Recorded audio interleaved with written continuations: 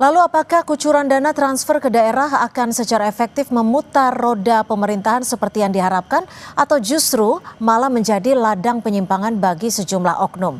Kita akan membahasnya bersama dengan sejumlah narasumber malam hari ini di Sapa Indonesia Malam. Sudah ada melalui sambungan Zoom Jo Hermansyah Johan selaku Dirjen Otonomi Daerah periode 2010 hingga 2014 dan juga kita masih menunggu Bang Masinton Pasaribu selaku Waketum Asosiasi Pemerintah Kabupaten seluruh Indonesia serta Ahmad Irawan anggota Komisi 2 DPR RI. Saya ke Pak Jo Hermansyah dulu. Bagaimana Anda melihat dari sudut perspektif tata kelola otonomi daerah terkait dengan kebijakan ini, Pak Jo Hermansyah? Ya, dari sudut tata kelola otonomi daerah yang sehat ya, itu memang mestinya daerah otonom mempunyai kapasitas, kemampuan dalam membiayai urusan-urusan pemerintahan yang ditransfer kepada daerah atau membiayai urusan rumah tangganya. Nah, tetapi faktanya kan dewasa ini daerah otonom kita itu kapasitas pendapatan asli daerahnya rata-rata lemah. Sehingga sekitar tadi disebut datanya 70%, 80% daerah otonom yang di Indonesia ini jumlahnya 546 ya. Iya. Nah, sekitar 80% itu mengandalkan bergantung kepada dana transfer daerah atau Betul. macam subsidi itu sebetulnya dari pusat kepada daerah otonom. Nah, kalau itu tidak ditransfer, tidak diberikan atau dikurangi signifikan, maka menghambat jalannya pelayanan publik dan juga membuat lambannya perekonomian daerah. Artinya Itu Anda mau sudah mengatakan dengan kebijakan ini tidak sejalan dengan semangat untuk mensejahterakan masyarakat khususnya di daerah atau bagaimana ya. nih? Ya, otonomi daerah itu Mbak Cynthia tujuannya adalah untuk meningkatkan kesejahteraan masyarakat di daerah dan untuk meningkatkan pelayanan publik yang lebih baik karena dia lebih dekat kepada masyarakat dan lebih cepat bisa melayani masyarakat. Nah, kalau misalnya itu dana yang untuk membiayai urusan pelayanan, urusan pemerintahan, ya dikurangi jauh ya, seperti yang direncanakan sekarang itu kan sekitar 269 walaupun walaupun Ya, Mendagri tadi bilang mau minta akan ditambah tambahkan sekitar diusul 40 ditambah triliun. 43. Tetapi rata-rata 10 tahun terakhir itu 900 triliun ya dana transfer dari jumlah APBN kita. Nah, itu pun juga daerah sudah terseok-seok dengan dana yang 900 T. Nah, jadi kalau dikurangi sampai seperti yang sekarang, itu saya kira akan mengganggu sekali jalannya pembangunan Ya. dan pelayanan publiknya akan merosot nantinya dan juga instabilitas daerah akan terjadi relasi yang buruk yang kurang baik antara pusat versus daerah. Dan tentunya itu kan memang menjadi satu hal yang tidak kita inginkan. Lalu dari pengamatan Anda, apa setidaknya langkah bijak yang bisa dilakukan? Karena kalau TKD dipangkas kan ini dikhawatirkan roda pemerintahan tidak berjalan, kesejahteraan masyarakat juga akan berkurang. Tapi di satu sisi lainnya, pemerintah pusat juga masih terus melakukan efisiensi. Ya, jadi kalau jalan keluarnya hampir impossible semua ya dalam jangka pendek. Misalnya satu, naikkan pajak dan retribusi daerah dalam keadaan ekonomi rakyat sulit, tidak mungkin ditempuh oleh kepala daerah. Yang kedua, misalnya kalau mau dilakukan pola kerjasama antara pemerintah daerah dengan badan usaha. Nah, itu kan tidak bisa simsalabim. Dalam waktu pendek itu bisa terbangun kerjasama dan dapat duit daerah kan. Nah, itu juga hemat saya impossible untuk bisa dilakukan. Yang ketiga, menggali pendapatan asli daerah lewat misalnya sumber daya alam yang dimiliki. Emang semua daerah otonom itu punya sumber daya alam ya yang masih bisa dieksplorasi, masih bisa diambil. Enggak juga. Nah, jadi oleh karena itu memang jalan keluar yang bijak ya sesuai dengan ketentuan hubungan undang-undang yang terkait hubungan keuangan pusat dan daerah, itu jagalah hubungan keuangan pusat dan daerah secara serasi, secara Oke, setara, secara harmonis. ya. Nah, pusat hanya melakukan itu. Sudah bergabung bersama kami Ahmad Irawan dari Komisi 2 DPR RI. Pak Irawan, kalau kita lihat bagaimana lalu DPR khususnya di Komisi 2 sebagai mitra kerja untuk memastikan agar pemangkasan TKD ini tetap tidak merugikan masyarakat di daerah-daerah. Terima kasih Mbak. Kami sebenarnya sudah menyampaikan seperti apa yang disampaikan oleh Jo tadi dalam berbagai pernyataannya, termasuk di dalam rapat terakhir kami bersama Kementerian Dalam Negeri, kaitannya dengan bahwa pengurangan transfer ke daerah tersebut akan mengurangi kemampuan fiskal di daerah. Ya. Namun kami juga sangat memahami apa yang telah disampaikan oleh Menteri Dalam Negeri yang selama ini menjadi yang sering diajak berdiskusi oleh Kementerian Keuangan. Salah satu hal yang kami tangkap dan kami pahami bahwa sebenarnya yang dilakukan oleh pemerintah pusat saat ini bukan pemotongan, bukan juga efisiensi, tapi pengalihan anggaran dari yang sebelumnya dikelola oleh pemerintah. Sekarang dikelola oleh pemerintah pusat, yang mana berbagai program pemerintah tersebut juga nanti penempatan programnya juga itu di daerah. Kalau dari penjelasan Kementerian Dalam Negeri itu sekitar 1.300 triliun itu berbagai program pemerintah pusat akan diberikan ke daerah. Yang kedua juga tadi Pak Jo telah menyampaikan bahwa ada penambahan anggaran sekitar 43 triliun. Almana 43 triliun ini sebenarnya evaluasi atas kebutuhan daerah yang memiliki kemampuan fiskal yang lemah gitu. Tapi kan di setiap daerah punya kebutuhan ini masing-masing. Ada kebutuhannya memang mencukupi kebutuhan yang dengan nilai yang cukup besar. Tidak bisa disamakan untuk tiap daerah. Iya, makanya yang disampaikan oleh Kementerian Dalam Negeri bersama diskusinya dengan Kementerian Keuangan, setiap pemerintahan daerah itu berbeda-beda kemampuan fiskalnya. Betul. Ada kemampuan lemah, sedang, dan tinggi. Itulah yang masukan yang disampaikan oleh Kementerian Dalam Negeri kepada Kementerian Keuangan, sehingga kemudian diambil jalan untuk dilakukan penambahan sekitar 43 triliun gitu. Nah, yang ketiga memang Mbak, kalau kita lihat sistem pemerintahan kita, Presiden kan memegang kekuasaan budgeting yang begitu besar. Ya. Bagian dari konsekuensi dari model pemerintahan yang kita anut. Bahkan kalau kita lihat konstitusi kita, satu-satunya rancangan undang-undang yang tidak bisa diinisiasi oleh DPR itu adalah rancangan undang-undang terkait dengan APBN. Nah, dan saya kira apa yang dilakukan oleh Presiden juga setelah cukup baik, dan semua didengar dari Asosiasi Pemerintah Kabupaten, Asosiasi Pemerintah Kota, terus Komisi 2 semua didengarkan. Namun kemudian itulah yang bisa kita lakukan. Tapi sekali lagi sekarang masih berproses. Kita tunggu finalisasi angka akhirnya yang sedang dibahas olai Banggar DPR. Artinya masih bisa bertambah ya? Keuangan.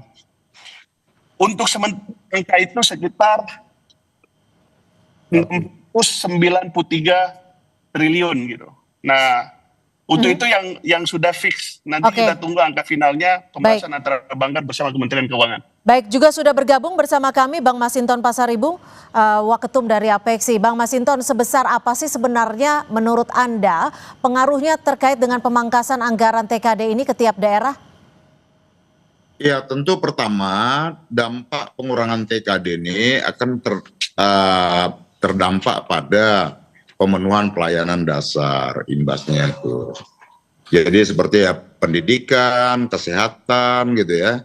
Terus kemudian infrastruktur dasar itu ada jalan, irigasi, puskesmas, sekolah dan lainnya. Kemudian apalagi ya TKD ini juga sangat terdampak terhadap daerah-daerah yang dengan fiskal rendah, yang tingkat ketergantungan TKD-nya sangat tinggi, di mana daerah tersebut belum memiliki kemandirian secara fiskal. Nah, ini akan berpengaruh pada pembangunan yang stagnan nantinya di daerah, dan mau tidak mau stagnasi pembangunan tadi akan memberikan dampak terhadap meningkatnya angka kemiskinan. Oke, artinya kesejahteraan publik lagi yang terganggu ya, Bang Masinton? Iya, benar. Nah, tentu sementara ini kan kita bicara tentang keadilan fiskal dan ketimpangan wilayah nih. Nah, di mana antar daerah kita itu beda-beda dia. Ada yang fiskalnya dia mandiri, ada yang sangat tergantung. Nah, terutama daerah-daerah penghasil SDA, sumber daya alamnya bagus dan lain sebagainya, tentu akan nggak begitu berpengaruh gitulah. Nah, tentu bagi kami adalah beban di daerah itu kan luar biasa. Umpama seperti pegawai dengan perjanjian kerja P3K. Ini kan bukan ditanggung oleh APBN, tapi diserahkan kepada APBD gitu ya, anggaran daerah. Nah, ini kan dengan TKD yang semakin mengecil, nah ini akan berpengaruh terhadap pembangunan yang sedang disusun oleh kepala daerah seperti itu. Lalu apakah dengan mekanisme dan juga kebijakan seperti ini akan mengganggu roda pemerintahan di daerah, dan seperti apa yang bisa disiasati? Kita masih akan kembali usai jeda, tetap bersama kami di Sapa Indonesia Malam.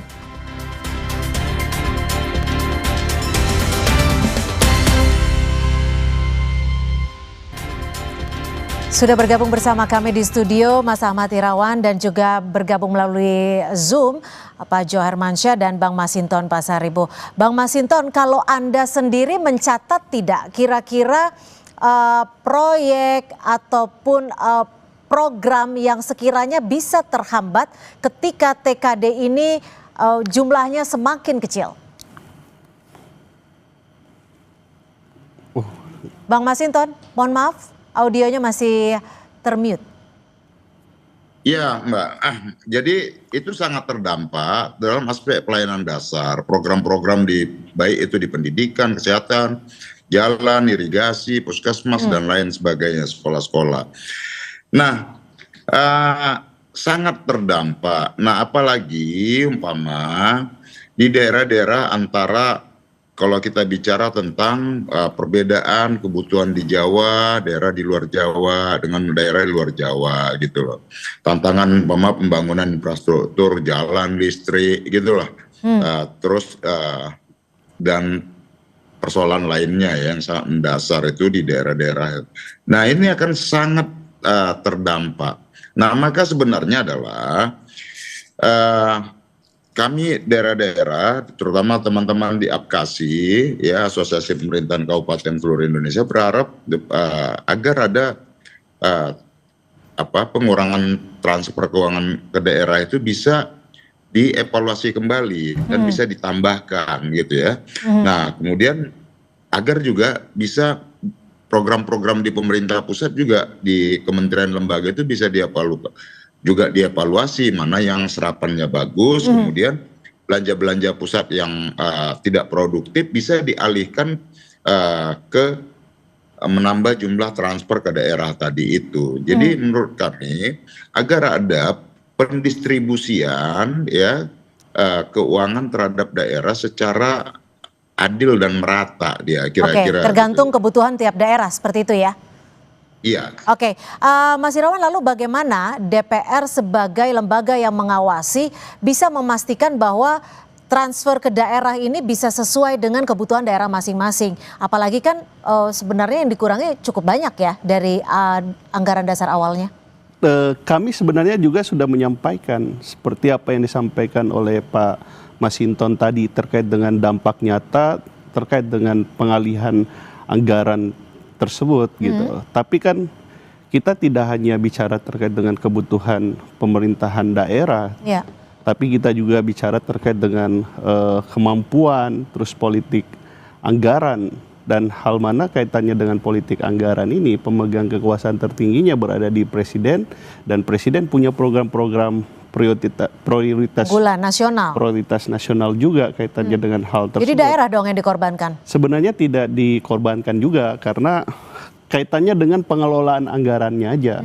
Yang sebelumnya itu ada di daerah, kemudian dialihkan ke berbagai kementerian lembaga, khususnya kementerian lembaga yang sedang menangani berbagai program prioritas presiden. Nah, inilah yang penting bagi kita sekarang itu adalah bahwa DPR bersama-sama dengan pemerintah itu sedang mencari jalan keluar bagaimana ruang yang terbatas ini itu bisa ditambahkan. Nah, untuk sementara ini dari update yang kami terima dari Kementerian Keuangan melalui Kementerian Dalam Negeri bahwa telah dilakukan penambahan sebesar 43 triliun gitu. Tetapi kita nggak hanya bicara terkait dengan kebutuhan, karena itu sudah kita sadari bahwa ada pemerintah daerah yang kemampuan fiskalnya rendah, sedang, tinggi. Sebenarnya kita juga bicara dalam konteks tadi kebutuhan. Yang ketiga adalah sebenarnya ini juga mungkin otokritik juga buat pemerintah daerah, karena selama ini juga banyak transfer daerah, belanjanya itu tidak berkualitas gitu. Tidak berkualitas. Termasuk yang disampaikan oleh Pak Menteri dalam RDP terakhir. Jadi sebenarnya ini adalah strategi juga yang dilakukan oleh pusat agar belanjanya bisa lebih berkualitas gitu maksud Anda? Saya kira itu bagian dari strategi yang diambil oleh pemerintah setelah melakukan evaluasi terhadap transfer daerah yang selama ini berjalan gitu loh. Banyak permasalahan dalam pengelolaan. Pak Johar Mansyah, bagaimana? Anda setuju dengan statement dari Mas Irawan ini? Iya, kalau soal belanja yang kurang berkualitas, ya itu saya kira tanggung jawab pusat juga melakukan pembinaan terhadap Pemda-Pemda. Kemana aja pusat, ya kan, nah, selama ini. Lalu tiba-tiba mengurangi dengan dalih alasan seperti itu. Nah, ini kan bukan main-main. Kita spiritnya otonomi daerah itu penyelenggaraan pemerintahan oleh daerah. Jadi itu namanya pembangunan daerah tuh Pak Masinton, bukan pembangunan pusat di daerah oleh KL-KL itu. Karena KL-KL itu kepentingannya adalah kepentingan strategis nasional, belum tentu sama dengan kebutuhan Pak Masinton dan kawan-kawan lain. Jadi ini saya kira yang paling baik, yang paling fair, tahan dulu lah, jangan diturunkan sampai setinggi itu, sebesar itu. Tapi kan mau ditingkatkan lagi, ditambah 43 triliun. Menurut Anda cukup tidak berdasarkan pengalaman Anda? Kalau analisis saya, 900T itu saja sebetulnya bisa dibilang juga ada ketidakadilan fiskal. Karena pusat menghabiskan 2.700 lebih T. Sementara 900 dibagi untuk 546 daerah otonom. Itu aja kurang adil, ya, dan itu nabrak pasal 18B ayat 2 Bang Masinton, ya kan, kalau mau fair ya. Nah, jadi kalau saya sarankan DPR itu kan punya hak budget, jadi agak high profile lah, Mas Bambang, jangan lalu bersaing kepada presiden sebagai Mas Irawan ya, sebagai presiden, sebagai pemegang kekuasaan eksekutif di bidang anggaran. Kita bisa cut the spending oleh pemerintah pusat yang boros itu juga. Pak Masinton kan bilang tadi, evaluasi juga tuh KL-KL itu. Karena di KL belanjanya nggak boros, ya kan, gitu. Baik, Bang Masinton, jika memang tren pemangkasan TKD ini akan terus berlanjut, apa yang bisa disiasati oleh daerah dan juga apa yang akan dilakukan oleh teman-teman? Tahun 98 itu dengan mandat reformasi tadi, otonomi seluas-luasnya itu sudah semakin minim, itu semakin mengecil tuh kewenangan otonom daerah tadi itu, khususnya daerah tingkat 2. Nah, apa yang akan kami lakukan setiap kasih, kami sudah intens berdiskusi, ya itu menyampaikan nanti ke Menteri Keuangan juga, ya kan. Nah, karena apa? Mekanisme penyaluran TKD kita itu masih sangat birokratis itu. Baik. Ya. Jadi dana itu ya ujungnya tetap mengendap di pusat itu. Baik. Nah, kemudian tuh kita cuma dikasih judul doang tuh, nanti sekian DBH-nya, dana bagi hasilnya sekian miliar. Tapi Ya. daerah nggak bisa seketika Semoga menerimanya, cuma dikasih judul doang. Ya, semoga dialog atau diskusi kita pada malam hari ini bisa menjadi catatan teman-teman di pemerintahan pusat dan juga pengawasan di DPR bisa lebih dalam lagi. Terima kasih Bang Masinton Pasaribu, Pak Jo Hermansyah, dan juga terima kasih Mas Irawan sudah Sama-sama. berkenan hadir di Kompas TV. Terima kasih, selamat sore. Yo, selamat sore. Sore.